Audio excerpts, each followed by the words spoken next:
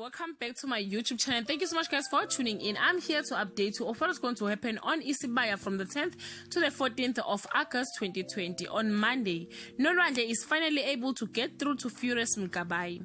In Bubesini, Mbovu realizes he was wooing the wrong Ndlovu. Fenyang gives Phumelele an ultimatum. On Tuesday, Sipokazi warns Jabu to be careful around the Ndlovus.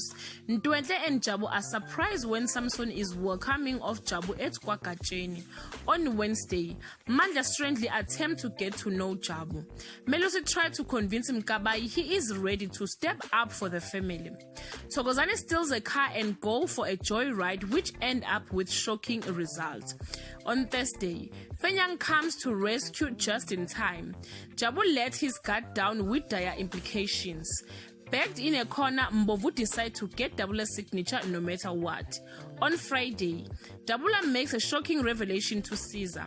Jabu can't understand what's wrong with him, and Iris wants Phumelele not to keep Fenyang hanging. Jerry worries something is really wrong with Kapela. Guys, this is all I have for today. You can leave your comment below and share your thoughts. Till we meet again. Bye!